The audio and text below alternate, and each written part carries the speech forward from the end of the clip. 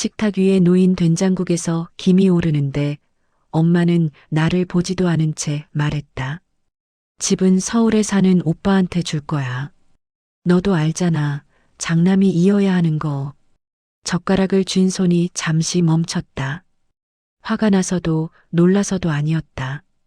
이상하게도 가슴이 텅 비어버린 느낌이었다. 아, 그렇구나. 나는 이 집에서 딸이 아니라 기능이었구나. 나는 12년 동안 이 집에 살았다. 휠체어를 밀고 욕창을 살피고 새벽마다 뒤척이는 소리에 잠에서 깼다. 엄마니까라는 이유 하나로 버텼다. 그런데 그 모든 시간이 그 말 한마디로 정리됐다. 상속 대상에서 빠진 딸. 엄마는 이어서 웃으며 덧붙였다. 설마 너도 조금은 받을 줄 알았어? 그 순간 깨달았다. 내가 무너진 게 아니라 이 관계가 원래부터 비어 있었다는 걸. 그래서 나는 처음으로 싸우지 않았다. 울지도 않았다. 대신 조용히 말했다. 그래, 마음대로 해. 나도 이제 여기서 나갈게. 이야기 시작합니다. 안녕하세요. 오늘도 찾아와 주셔서 감사합니다. 좋아요, 구독 눌러주세요. 구독은 무료이니 편하게 눌러주세요. 저녁은 늘 비슷했지요. 밥솥에서 밥 냄새가 올라오고 싱크대엔 설거지할 그릇이 2개뿐이었습니다. 오래된 단독주택이라 겨울이면 창틀이 서늘했어요. 바깥에 바람이 조금만 세게 불어도 미닫이 문이 아주 작게 떨렸습니다. 그 소리에 엄마가 예민해질 때가 많았지요. 엄마는 방과 거실 사이에 놓인 문턱을 넘지 않습니다. 휠체어 바퀴가 걸리기 때문이에요. 그래서 집안 동선은 자연스럽게 제 중심으로 바뀌었습니다. 식탁도 약통도 물컵도 리모컨도 손이 닿아야 하는 모든 것을 제가 배치했습니다.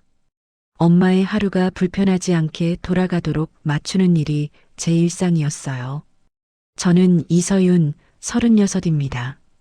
전북의 작은 도시에서 엄마와 살고 있지요. 낮에는 재택으로 일을 합니다. 온라인 쇼핑몰 고객센터 일이에요. 컴퓨터 화면을 보며 불편드려 죄송합니다를 수십 번 말합니다. 목소리는 늘 차분하게, 감정은 티내지 않게. 이상하게도 그게 집에서도 똑같이 이어졌습니다. 집에서도 저는 늘 죄송한 사람처럼 움직였어요. 엄마가 이렇게 된 건 12해 전 겨울이었습니다.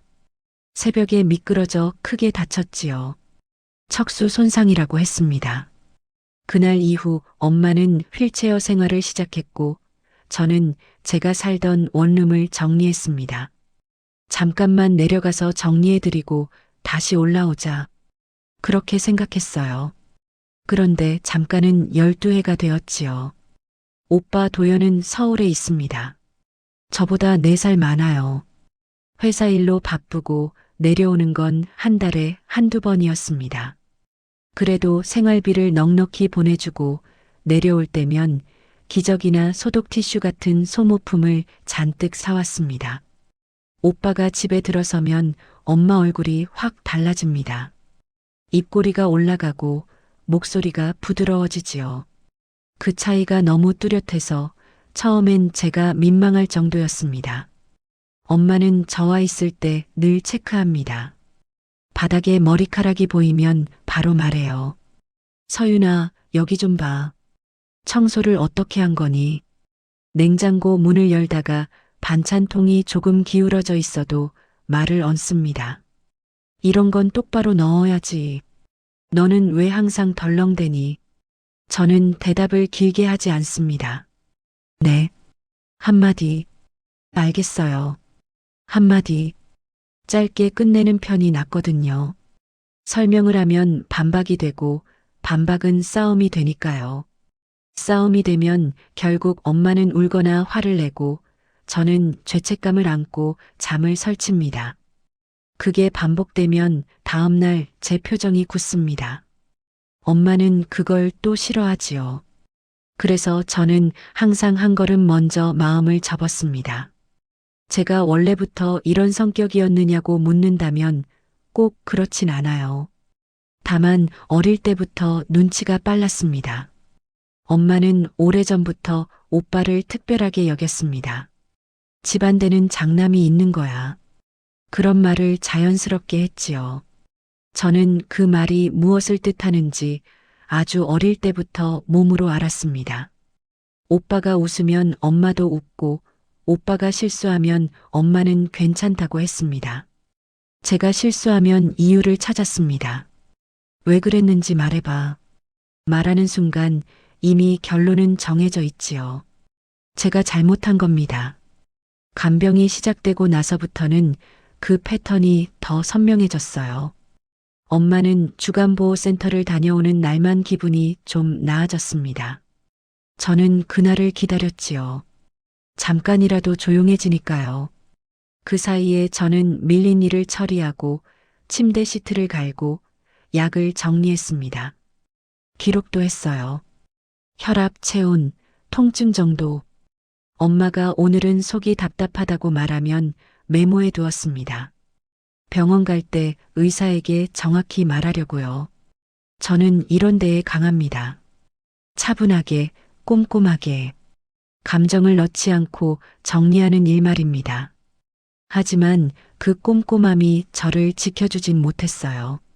오히려 내가 다 할 수 있잖아라는 말로 돌아올 때가 많았습니다. 엄마는 제 능력을 고마움이 아니라 당연함으로 사용했습니다. 너는 컴퓨터 잘하잖아. 너는 집에 있으니까 할 수 있잖아. 그 말들이 쌓일수록 저는 제가 사람인지 기능인지 헷갈렸습니다. 그날도 저는 식탁을 닦고 엄마 약을 챙겨드렸습니다. 엄마는 물을 한 모금 마시더니 별일 아니라는 듯 말했지요. 서윤아, 나 이제 정리 좀 해야겠다. 저는 고개만 끄덕였습니다. 또 보험 이야기거나 병원 예약 이야기겠지 했어요. 그런데 엄마는 제 얼굴을 보지 않고 말을 이어갔습니다. 집은 도연이한테 주려고. 장남이 이어야지. 너도 알잖아. 순간 밥숟가락이 공중에서 멈췄습니다. 저는 놀라서가 아니라 이상하게도 속이 조용해졌어요. 마치 오래전부터 알고 있던 문장을 다시 들은 느낌이었습니다. 엄마 목소리는 평소처럼 단정했지요. 확신이 있었습니다. 그 확신이 저를 더 서늘하게 만들었습니다. 저는 잠깐 숨을 고르고 아주 짧게 말했습니다. 엄마 마음대로 하세요. 엄마가 그제야 저를 봤습니다. 눈이 동그래졌지요. 제가 울거나 따지거나 분해할 거라고 생각했나 봅니다. 엄마 표정엔 순간적인 당황이 지나갔습니다. 저는 그 표정을 보면서 깨달았습니다. 엄마는 상속을 정리로 말했지만 사실은 제 반응을 보고 싶었던 겁니다. 제가 어디까지 참는지, 제가 얼마나 매달리는지. 저는 더 말을 보탰습니다. 목소리는 최대한 평평하게요. 저도 여기서 나가야겠어요. 엄마 얼굴이 굳었습니다. 휠체어 팔걸이를 꽉 잡는 손이 보였지요. 입술이 살짝 떨렸습니다. 분노인지 두려움인지 구분하기 어려웠어요. 엄마는 잠시 말을 잃더니 낮게 말했습니다. 너 지금 무슨 소리 하는 거니? 저는 대답을 서두르지 않았습니다. 식탁 위 김이 천천히 사라지고 있었어요. 집안은 아주 조용했습니다. 그 조용함 속에서 제가 12해 동안 한 번도 꺼내지 못한 생각이 떠올랐지요. 나는 어디까지 해야 하지? 나는 언제 내 삶으로 돌아가지? 그날 밤 저는 오래 잠들지 못했습니다. 엄마 방에서 작은 소리가 날 때마다 몸이 먼저 반응했거든요. 하지만 그때마다 또 다른 생각도 함께 따라왔습니다. 이번엔 내가 먼저 문을 닫을 수도 있겠다는 생각이었어요. 전날 엄마가 집은 장남에게라고 말한 뒤 아무 일도 없었던 것처럼 아침이 왔습니다. 밥솥은 자동으로 밥을 했고 주방 창문엔 밤새 맺힌 물기가 남아 있었습니다. 저는 평소처럼 엄마 방으로 들어가 커튼을 걷고 혈압계를 꺼냈습니다. 엄마는 눈을 뜨자마자 제 얼굴을 한번 훑어보았습니다. 표정은 평소와 같았지만 눈동자는 어딘가 더 날카로웠어요. 엄마는 말을 아꼈습니다. 대신 행동으로 분위기를 만들었지요. 물컵을 받는 손끝이 일부러 느릿했고 약을 삼키는 속도도 평소보다 더뎠습니다. 저는 그걸 압니다. 엄마가 기분이 나쁠 때 집안 시간은 늘어집니다. 느려지고 무거워지고 제 일상은 그 틈에 끼어 삐걱댑니다. 오전 내내 일은 밀렸어요. 고객 문의창이 계속 떠 있었지만 저는 몇 분마다 엄마 방으로 들락거렸습니다. 다리 쪽이 저린 것 같다. 등이 답답하다. 리모컨이 어디 갔냐 같은 말들이 이어졌지요. 이상한 건 요청이 전부 새롭진 않은데도 제 마음이 예전처럼 흔들리지 않는다는 점이었습니다. 대신 아주 작은 문장이 계속 떠올랐습니다. 나는 여기서 나갈 거야. 그 말이 제 안에서 굳어지면서 엄마의 말과 행동이 다르게 보이기 시작했어요. 예전엔 엄마의 불평이 제 실수처럼 느껴졌다면 이제는 엄마가 내 반응을 조종하려는 방식처럼 보였습니다. 그걸 깨닫는 순간부터 감정은 오히려 차분해졌습니다. 불안은 줄었고 대신 냉정한 피로가 남았지요.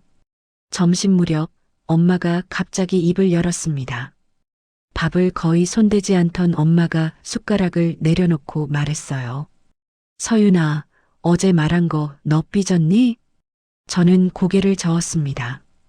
삐진 건 아니에요. 엄마는 제 대답을 듣고도 만족하지 않는 표정이었지요. 말을 멈추지 않았습니다. 그럼 왜 그런 말을 해? 나가긴 어딜 나가. 내가 나가면 나는 어떻게 하라고. 그 말은 질문처럼 들렸지만 사실은 결론이 정해진 문장이었습니다. 너는 못 나가. 그게 엄마가 말하고 싶은 거였지요. 저는 잠깐 숨을 고르고 말했습니다. 엄마가 정리해야 한다고 하셨잖아요. 저도 제 삶 정리할게요. 엄마는 눈썹을 찌푸렸습니다. 휠체어 팔걸이를 손톱으로 톡톡 두드리더니 마치 논리를 설명하듯 천천히 말했어요. 서윤아, 세상 물정 좀 알아라. 집이라는 건 그냥 내 마음대로 하는 게 아니야. 가족이란 게 있잖니. 가족. 그 단어가 나올 때마다 저는 늘 작아졌습니다. 그런데 이번엔 이상하게도 단어가 가볍게 들렸어요. 가족이라는 말로 제 시간을 묶어두는 게 지금까지 너무 익숙했기 때문일지도 모르지요. 오후에 오빠에게서 전화가 왔습니다. 서울에서 내려올 수는 없지만 엄마 상태가 어떠냐고 묻는 평범한 전화였어요. 저는 평소처럼 괜찮아, 잘 지내라고 말하려다 잠시 멈췄습니다. 그리고 아주 짧게 덧붙였어요. 오빠 엄마가 상속 얘기했어. 집은 오빠한테 준대. 전화기 너머가 잠깐 조용해졌지요. 오빠는 당황한 목소리로 물었습니다. 갑자기 왜 그런 얘기를 해? 그냥 장남이 이어야 한다고. 너는? 저는 대답을 고르지 않았습니다. 있는 그대로 말했어요. 나는 권리 없대. 시집가면 남이라서. 오빠가 한숨을 크게 쉬었습니다. 서윤아, 그건 엄마가 잘못 생각하시는 거야. 너도 당연히. 나도 알아. 근데 엄마는 그렇게 믿어. 일단 내가 이번 주말에 내려갈게. 엄마랑 얘기해 볼게. 저는 주말이라는 단어를 듣고 마음이 조금 흔들렸습니다. 누군가가 와서 해결해 주길 바란 마음이 아니라 오빠가 내려오면 집안 분위기가 또 바뀔 걸 알기 때문이었어요. 엄마는 오빠 앞에서는 상냥해지고 저는 그 사이에서 더 작아지기 쉬웠습니다. 그래서 저는 미리 말해두었습니다. 오빠, 나 이번엔 그냥 넘어갈 생각 없어. 오빠는 잠깐 머뭇거리다가 조심스럽게 말했지요. 너 설마 진짜 나갈 생각이야? 응. 너무 극단적으로 가지 마. 엄마도 엄마니까. 그 말이 이상하게 아팠습니다. 엄마니까라는 말이 결국 내가 참아야 한다는 말로 들렸거든요. 저는 목소리를 낮춰서 말했어요. 오빠, 나는 12년 참았어. 전화를 끊고 나니 손끝이 차가웠습니다. 감정이 올라오는 걸 느꼈지만 저는 그걸 삼켰습니다. 울음은 지금 도움이 되지 않지요. 대신 저는 컴퓨터를 켜고 작업표처럼 하루를 정리했습니다. 엄마 약 시간, 기저귀 교체, 저녁 식사, 일 처리, 그리고 마음속에 하나 더 적었습니다. 나갈 준비. 그날 저녁 엄마는 일부러 말을 꺼냈습니다. 저는 설거지를 하고 있었고 엄마는 거실에서 TV 소리를 조금 크게 틀어놓은 상태였어요. 광고 소리가 끝나자 엄마가 갑자기 부드러운 목소리로 불렀습니다. 서윤아, 잠깐 이리 와봐. 저는 물기를 닦고 거실로 갔습니다. 엄마는 평소보다 입꼬리를 올리고 있었습니다. 그 표정이 오히려 더 불안했지요. 엄마는 손에 무언가를 쥐고 있었는데 종이 한 장이었습니다. 나 유언장 같은 거 알아봤어. 요즘은 공증도 할 수 있더라. 저는 그래요라고만 말했습니다. 엄마는 제 반응이 밋밋하자 표정을 살짝 바꾸며 말을 이어갔지요. 그리고 너한테 미리 말해두는 게 맞겠다고 생각했어. 나중에 도연이 귀찮아지면 안 되잖아. 그때 저는 깨달았습니다. 엄마는 정리가 아니라 성급기를 하고 있는 거였습니다. 도연이 귀찮아질까봐가 아니라 제가 움직일까봐였지요. 엄마는 제 마음을 한 번 더 눌러놓고 싶었던 겁니다. 엄마는 마치 장난처럼 웃으며 말했습니다. 설마 너도 조금은 받을 줄 알았어? 그 순간 머릿속이 하얘졌습니다. 화가 치밀었지만 그보다 먼저 목이 막혔어요. 12년 동안 저는 돈 생각을 하며 간병하지 않았습니다. 그렇다고 아무 권리도 없는 사람 취급을 받는 게 맞는지도 모르겠어요. 무엇보다 그 말에는 제가 탐욕스러운 사람이라는 전제가 깔려 있었습니다. 엄마가 제게 씌워온 오래된 가면이지요.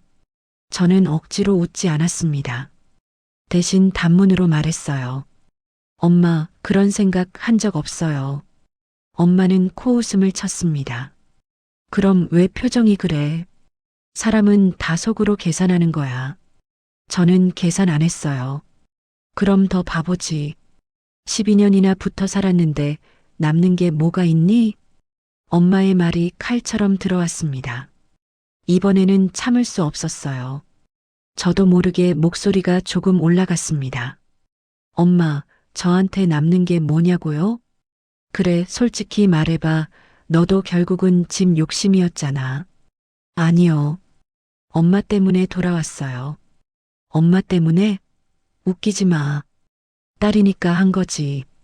딸이니까 당연히. 당연하면 고맙다는 말도 안 해도 돼요? 고맙다?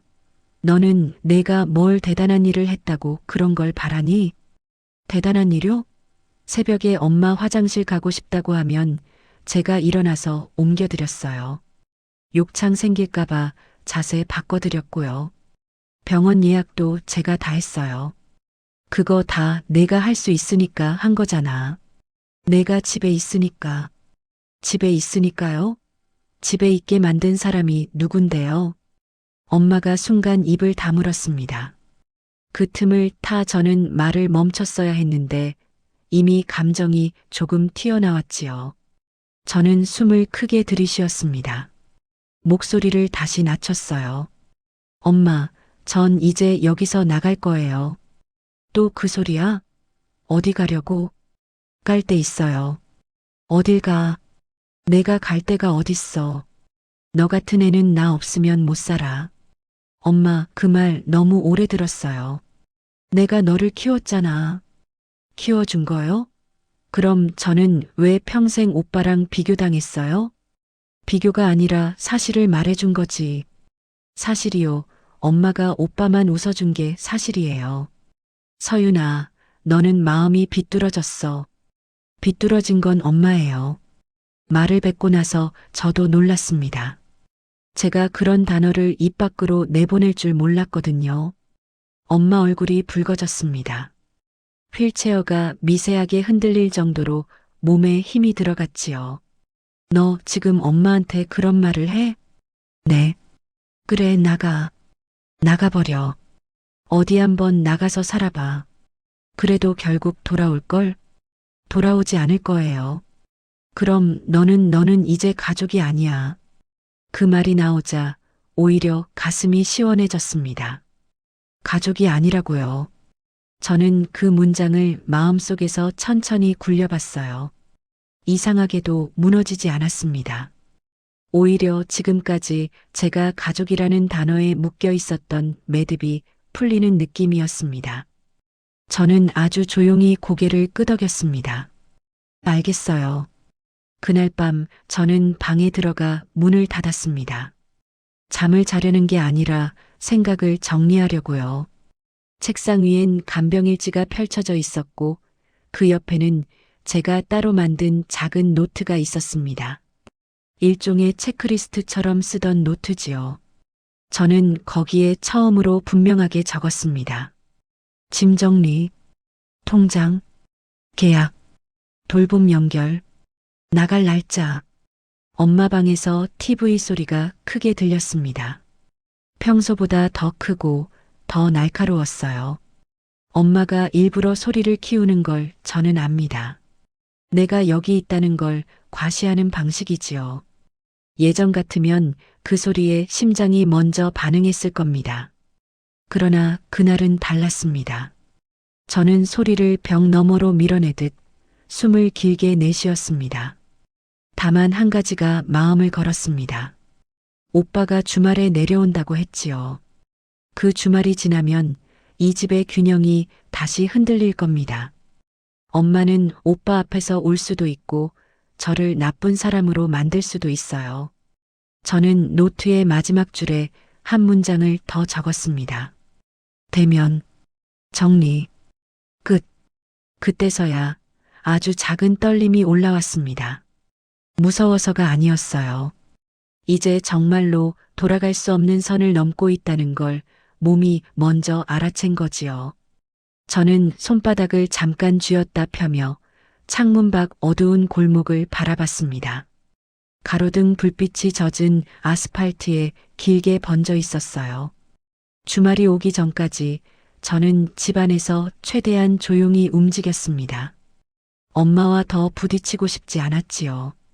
싸움이 길어질수록 저는 지치고 지친 사람이 결국 다시 물러나는 걸 너무 많이 겪었으니까요.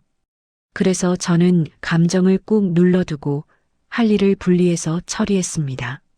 낮에는 일, 틈틈이 간병, 밤에는 정리.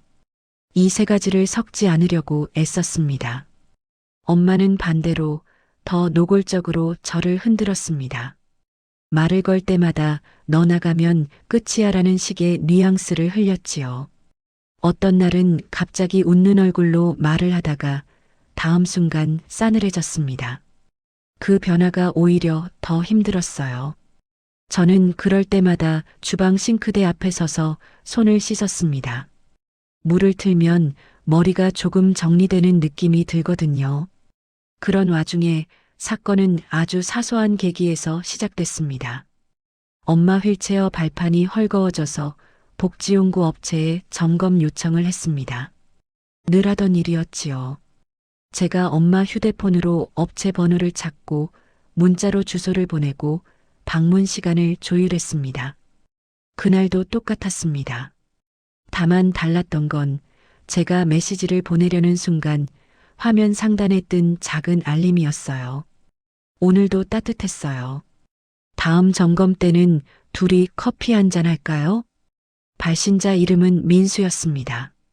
이름만, 성도 없고 직함도 없었습니다.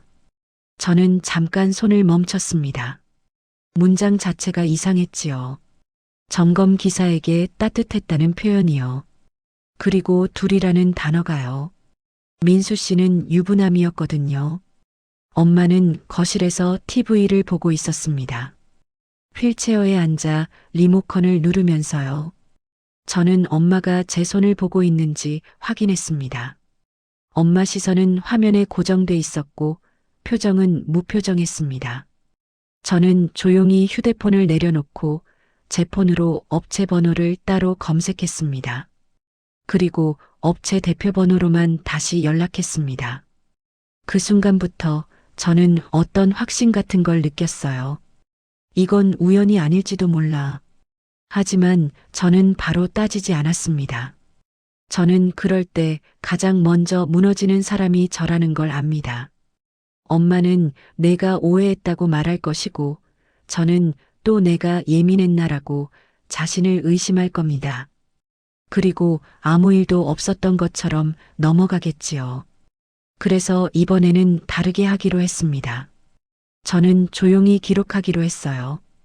감정 말고 사실을요. 그날 저녁 저는 제 노트를 꺼냈습니다. 간병일지를 쓰던 습관이 저를 도왔지요. 날짜를 적고 시간대를 적고 알림 문장을 가능한 그대로 옮겼습니다. 민수 커피 둘이 같은 단어도 함께 적었습니다. 그리고 그 다음부터는 엄마 휴대폰에 알림이 뜰 때마다 저는 무심한 척 눈으로 확인했습니다. 엄마가 잠든 틈에 몰래 본 건 아니었습니다. 화면이 켜질 때 잠깐 스쳐가는 문장들만 보였지요. 그럼에도 문장들은 충분히 선명했습니다. 오늘은 서윤 씨 있었나요? 다음엔 오후에 갈게요. 그때는 편하게요. 너무 답답하면 저한테 말해요. 저는 이해해요. 그 문장들이 누적될수록 제 속이 차갑게 가라앉았습니다. 엄마가 왜 주간보호센터나 외출을 다녀오면 기분이 좋아지는지 어렴풋이 설명이 됐지요. 그리고 무엇보다 마음이 아팠던 건 그 관계의 친밀함 자체가 아니라 그 관계 안에서 제가 배제된 존재처럼 취급되는 느낌이었습니다. 엄마는 누군가에게는 답답하다고 털어놓고 정작 저에게는 너는 왜 그렇게 덜렁대니만 남겼지요. 그 사이 엄마는 상속 이야기를 계속 던졌습니다. 마치 그게 제 마음을 흔들 거라고 믿는 듯 했어요. 그러면서도 새벽엔 저를 불렀습니다. 물을 달라, 다리가 저리다, 자세를 바꿔달라. 저는 그때마다 해줬습니다. 할 수 있으니까가 아니라 당장 위험해질 수 있으니까요. 제가 마음을 접은 건 사람에 대한 기대였지, 안전까지 포기한 건 아니니까요. 주말이 다가오자 엄마는 갑자기 태도를 바꿨습니다. 억지로라도 온화한 척을 했지요. 오빠가 내려온다는 걸 알고 있었으니까요. 전날 밤 엄마는 저를 부르더니 톤을 낮춰 말했습니다. 서윤아, 내일 도연이 오잖니? 괜히 말 험하게 하지 말자. 저는 네라고 답했습니다. 엄마가 덧붙였습니다. 가족끼리 밖에 나가서 떠들면 창피하잖아. 창피. 그 단어가 엄마에게는 가장 중요한 기준이라는 걸 저는 압니다. 저는 고개를 끄덕였지만 속으로는 다르게 정리했습니다. 밖에서 떠들지 않기 위해서가 아니라 밖에서 말해야 할 이유가 생겼기 때문이지요. 집안에서는 늘 제 목소리가 막혔으니까요. 그리고 그날 밤 저는 엄마 약을 정리하고 있었고 엄마 휴대폰은 식탁 위에 놓여 있었습니다. 갑자기 알림이 떴어요. 이번엔 문장이 더 직접적이었습니다. 내일은 서윤 씨 없는 시간에 갈게요. 그때 얘기해요. 순간 제 손이 굳었습니다. 숨이 멎는 느낌이었어요. 저는 그 문장을 그대로 노트에 적었습니다. 날짜, 시간, 문장. 그리고 그 옆에 작은 표시를 했지요. 선 넘음. 그때 엄마가 제 손을 봤습니다. 정확히는 제 표정이 굳은 걸 봤겠지요. 엄마 눈이 가늘어졌습니다. 왜 그래? 저는 잠깐 고민하다가 아주 짧게 말했습니다. 엄마 민수 씨랑 연락하세요? 엄마가 순간 웃었습니다. 너무 자연스럽게요. 그 웃음이 더 무서웠습니다. 엄마는 고개를 젓고 말했지요. 아니, 무슨 소리야. 점검 때문에 연락하는 거지. 저는 더 묻지 않았습니다. 그렇구나라고 말하고 방으로 들어갔지요. 엄마가 거짓말을 하는지 아닌지 저는 그 순간 확신할 수 없었습니다. 하지만 거짓말이든 아니든 중요한 건 하나였습니다. 엄마는 이미 저를 설명할 가치가 없는 사람 취급을 하고 있다는 사실입니다. 저는 방 문을 닫고 노트를 다시 펼쳤습니다. 그리고 그 자리에서 저는 처음으로 오빠에게 보낼 말을 미리 써봤습니다. 긴 문장은 필요 없었어요. 다만 핵심만 감정 없이 엄마가 상속으로 나를 흔들고 있음. 복지용구 기사와 부적절한 연락 정황 있음. 나는 집을 나갈 준비 중. 문장을 쓰고 나서도 손이 떨렸습니다. 저는 겁이 났어요. 엄마가 아니라 이 사실을 말한 뒤에 벌어질 일들이요. 오빠가 믿지 않으면 어떡하지? 오빠가 엄마가 힘들어서 그래라고 넘어가면 어떡하지? 그러면 저는 정말 혼자가 되겠지요. 그런 생각이 스쳤습니다. 하지만 그보다 더 큰 생각이 이어졌습니다. 내가 아무 말도 하지 않으면 또 내가 사라진다. 다음 날 아침 오빠가 도착했습니다. 현관문이 열리고 서윤아라는 목소리가 들렸지요. 저는 웃어야 할지 울어야 할지 잠깐 몰랐습니다. 오빠는 양손 가득 봉지를 들고 들어왔고 엄마는 이미 준비된 표정으로 거실에 앉아 있었습니다. 입꼬리가 올라가 있고 목소리는 부드러웠습니다. 도연아, 우리 아들 왔네. 피곤하지? 밥은 먹고 왔어? 오빠가 웃으며 대답했습니다. 엄마, 나 괜찮아. 서윤이도 고생 많지? 엄마는 그 말을 듣자마자 제 쪽을 흘끗 봤습니다. 그리고 아주 작게 그러나 분명하게 말했지요. 고생은 자기가 자초한 거지. 그 문장 하나에 저는 속이 서늘해졌습니다. 오빠는 못 들었을 수도 있어요. 하지만 저는 들었습니다. 그 말은 엄마가 저를 어떻게 보는지 다시 한번 확인시켜줬습니다. 저는 그 자리에서 결심했습니다. 오늘 저는 도망치지 않을 겁니다. 감정적으로 폭발하지도 않을 겁니다. 다만 제가 가진 사실을 꺼내고 제 선택을 말할 겁니다. 점심을 먹고 오빠가 설거지를 도와주려 할 때 저는 조용히 오빠를 불렀습니다. 오빠, 잠깐만.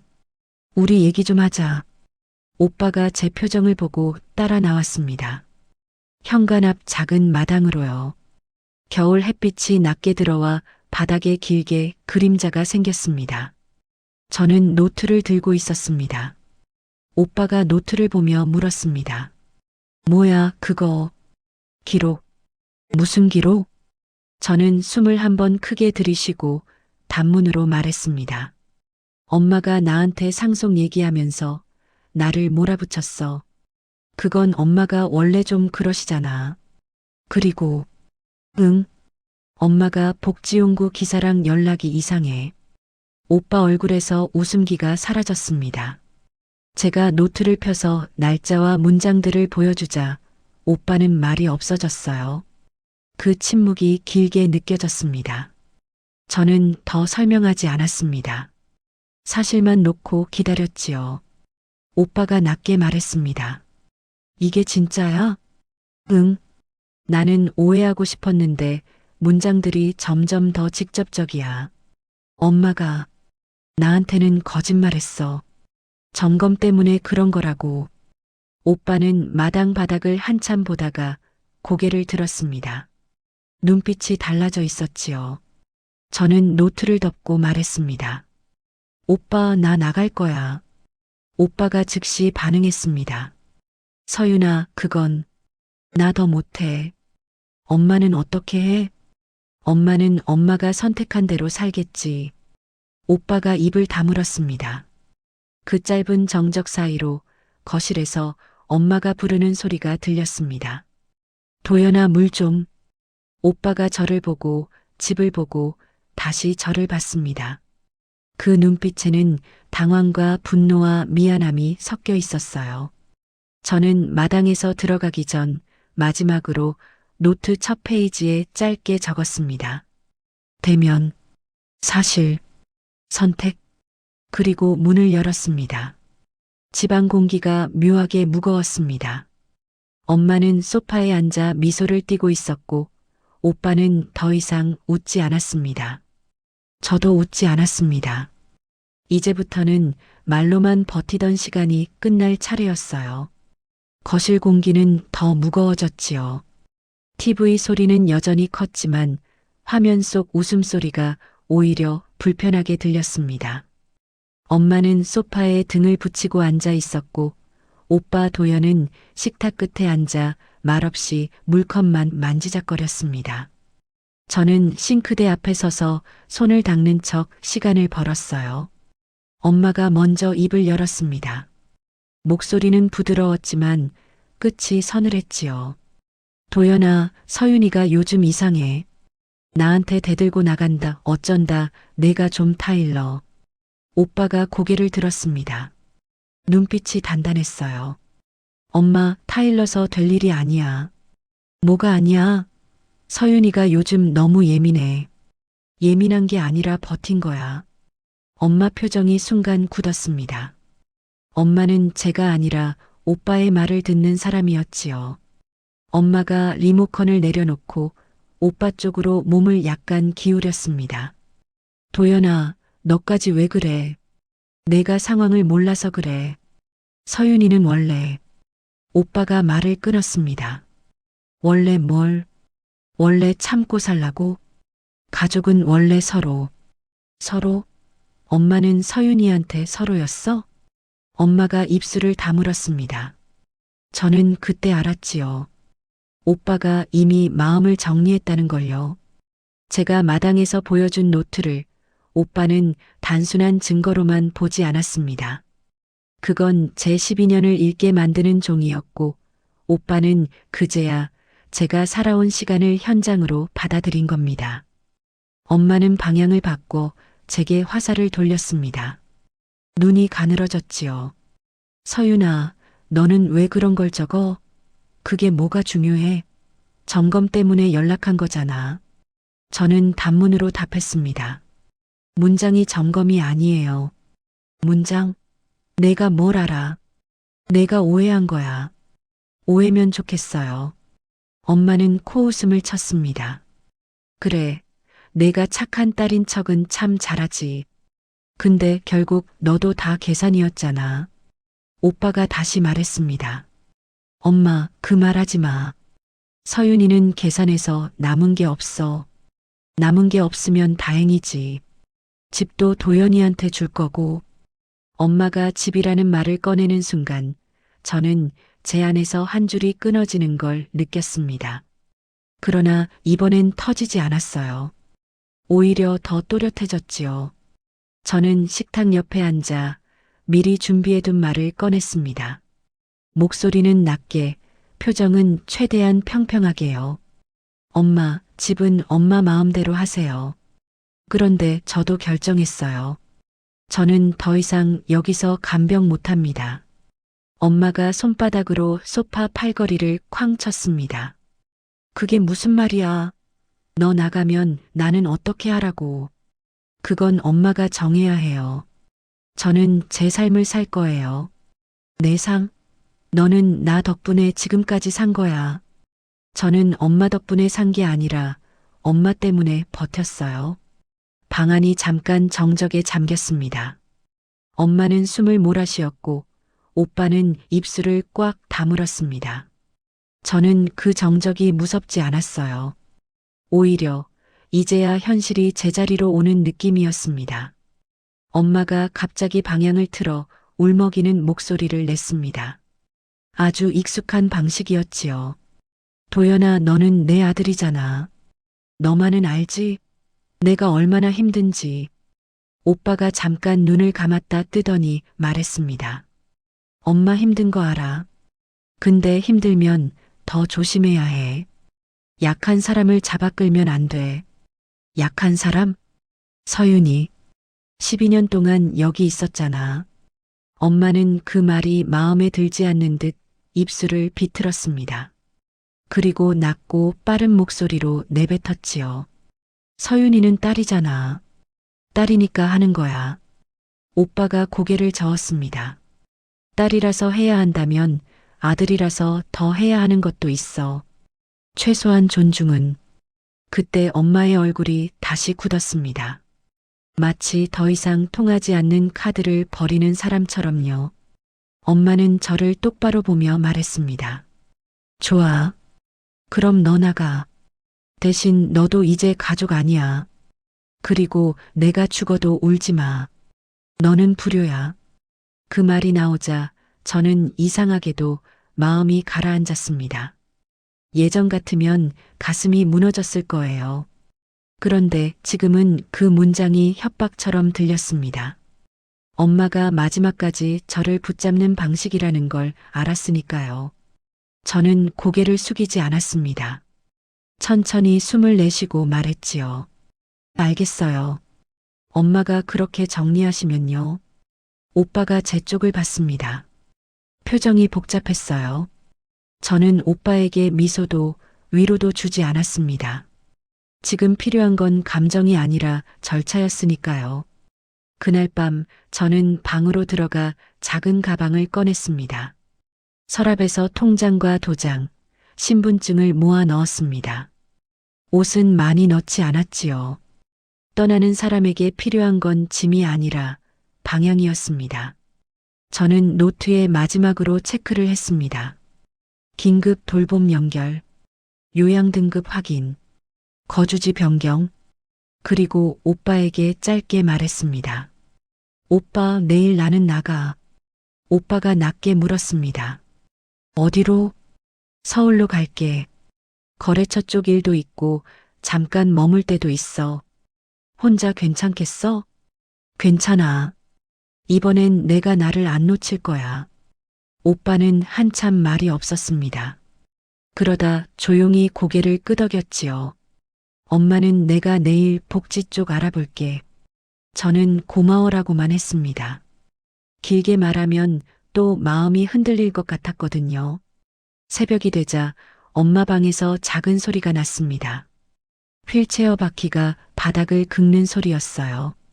엄마가 문틈까지 나와 서 있는 게 보였습니다. 엄마는 제 방문 앞에서 한참을 서 있다가 아주 낮게 말했지요. 너 진짜 나가면 후회할 거다. 저는 문을 열지 않았습니다. 대신 문 너머로 짧게 답했어요. 후회는 이미 오래 했어요. 그 말 뒤로 엄마가 아무 말도 하지 않았습니다. 바퀴 소리만 멀어졌지요. 저는 침대에 앉아 창문 밖을 보았습니다. 골목 가로등이 새벽 안개에 흐릿하게 번져 있었어요. 마음속엔 두려움과 동시에 아주 작은 해방감이 있었습니다. 이제 다음 단계는 집을 나가는 것만이 아니었습니다. 떠난 뒤에 엄마가 어떤 요구를 할지, 오빠가 어떤 선택을 할지, 그리고 제가 어디까지 책임지고 어디서 멈출지, 그 경계가 곧 다가오고 있었습니다. 서울로 올라오는 KTX 안에서 창밖을 오래 봤습니다. 논밭과 낮은 산이 빠르게 뒤로 밀려났지요. 저는 창에 비친 제 얼굴을 한번 확인했습니다. 눈이 부어 있지 않았습니다. 울지 않았으니까요. 대신 턱이 조금 굳어 있었어요. 이를 악문 사람의 표정이었습니다. 스스로를 다독이려면 지금은 단단해야 했습니다. 저는 서울역에 내리자마자 오빠에게 메시지를 보냈습니다. 도착? 딱 2글자만요. 오빠는 곧바로 전화해 왔습니다. 서윤아, 괜찮아? 응. 생각보다 괜찮아. 오빠가 낮게 숨을 내쉬었습니다. 엄마는 지금 난리야. 내가 나갔다고 계속 전화해. 오빠 엄마가 어떤 말을 하든 지금은 절차로만 정리하자. 알겠어. 저는 그날부터 감정보다 일로 움직였습니다. 먼저 시청 복지과에 전화를 걸었지요. 장기요양 등급, 긴급 돌봄 연계, 단기보호 가능 여부, 응급 간병 지원. 상담사는 차분히 설명했고 저는 빠르게 메모했습니다. 다 정리되는 동안에도 한 가지 원칙은 지켰습니다. 제가 다시 그 집으로 돌아가지는 않는다는 것. 돕대 끌려가지는 않기로요. 다음 전화는 복지용구 업체였습니다.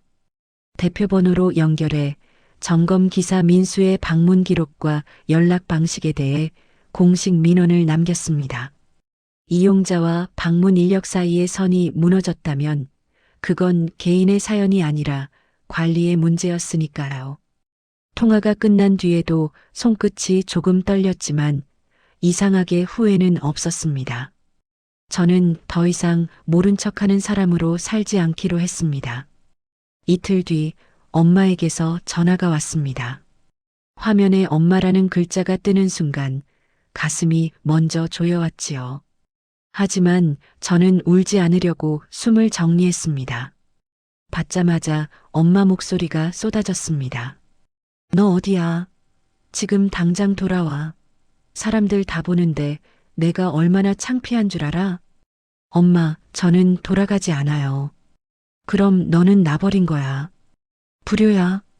불효라는 말로 저를 붙잡지 마세요.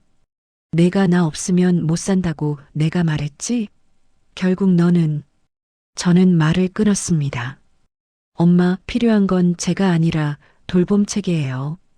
긴급 돌봄 신청할 거고 단기보호도 알아보고 있어요. 엄마는 잠시 말이 없더니 더 낮고 빠르게 내뱉었습니다. 그럼 시설 알아봐. 내가 해. 내가 해야지. 제가 리스트는 정리해 드릴게요. 대신 입소 결정은 엄마가 하세요. 그리고 계약은 오빠랑 상의하세요. 뭐? 내가 끝까지 책임져야지. 저는 제 삶도 책임져야 합니다.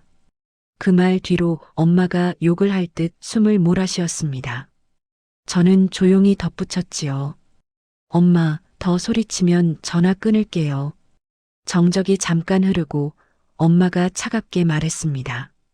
마음대로 해. 너 같은 딸 없어. 전화가 끊기자 저는 잠깐 멍해졌습니다. 예전 같으면 그 말이 가슴을 찢었을 거예요. 그런데 지금은 아픈 대신 이상하게 또렷했습니다. 엄마는 언제나 없다로 저를 다뤘지요. 보이지 않게 만들고 지우고 딸이 아니라 기능으로 쓰는 방식으로요. 이제는 그 방식이 통하지 않게 된 것뿐이었습니다. 며칠 뒤 오빠가 서울로 올라왔습니다. 회사 근처 카페에서 만났지요. 오빠는 지쳐 보였고 손에 종이 뭉치를 들고 있었습니다. 요양 관련 자료와 시설 안내서였어요. 오빠는 앉자마자 말했습니다. 서윤아, 미안하다. 내가 너무 늦게 알았지. 저는 고개를 저었습니다. 늦었어도 지금 알아준 게 더 중요해. 오빠는 손가락으로 종이를 두드리며 낮게 말했지요. 엄마가 계속 집은 내 거다. 너는 장남이다. 이런 말만 해. 근데 나 그거 못 받아. 응. 상속은 나 혼자 받지 않을 거야. 너랑 반반이든 아니면 내가 더 받든. 엄마 말대로 못해. 오빠 목소리가 잠깐 떨렸습니다. 그리고 서윤아, 너는 돌아가지 마. 나도 이제 엄마가 원하는 방식대로는 안 움직일 거야. 그 말을 듣는 순간 제 몸이 조금 풀렸습니다. 그동안 제 결심은 혼자였거든요. 혼자의 결심은 언제든 독하다는 말로 흔들릴 수 있습니다. 그런데 오빠가 같은 선의 선이 결심이 고집이 아니라 경계가 되었지요. 시간이 조금 지나 엄마는 결국 시설을 알아보기 시작했습니다. 원하는 곳은 비용이 높아 어려웠고 조건을 낮추면 선택지는 늘어났지요. 그 과정에서 엄마는 계속 불만을 말했습니다. 식사가 별로다, 직원이 불친절하다, 침대가 불편하다. 저는 그 말을 들을 때마다 문득 생각했습니다. 엄마는 어디에 가도 편하지 않겠구나. 편함은 환경이 아니라 태도에서 오는데 엄마는 늘 누군가를 깎아야 자신이 설 수 있는 사람이었으니까요. 저는 어느 날 밤 작은 원룸 창가에 앉아 노트를 펼쳤습니다. 예전엔 간병일지를 쓰던 노트였고 어느 순간부터는 나갈 준비 노트가 되었지요. 저는 마지막 페이지에 한 문장을 적었습니다. 나는 엄마를 버린 게 아니라 나를 살렸다. 그리고 그 문장을 한 번 더 읽었습니다. 정중한 말투로 절제된 감정으로요. 그게 제 방식이니까요. 삶이 무너지는 순간에도 제가 지키고 싶은 건 제 존엄과 균형이었습니다. 며칠 뒤 엄마에게서 다시 전화가 왔습니다. 목소리는 이전보다 낮았고 힘이 빠져 있었지요. 서윤아, 너 정말 안 오는 거니? 저는 잠깐 숨을 고르고 답했습니다. 엄마, 저는 이제 제자리로 돌아왔어요. 그럼 나는? 엄마는 엄마 자리에서 엄마가 선택한 대로 사셔야 해요. 통화가 끝난 뒤 저는 창문을 열었습니다. 겨울 공기가 차갑게 들어왔고 도시의 소음이 멀리서 웅웅 울렸습니다. 이상하게도 그 소리가 위로처럼 들렸지요. 세상은 제가 어떤 딸이냐와 상관없이 돌아가고 저는 그 안에서 제 몫의 삶을 다시 세울 수 있다는 뜻이니까요. 그날 저는 오랜만에 잠을 깊게 잤습니다. 새벽에 누가 부르는 소리에 깨지 않았고 심장이 먼저 뛰지 않았습니다. 그리고 아침에 눈을 뜨자 제 안에서 아주 작은 확신이 올라왔습니다. 이제는 누군가의 가족이라는 말로 제가 흔들리지 않을 거라는 확신이요. 그렇게 저는 조용히 하지만 분명하게 새 삶을 시작했습니다.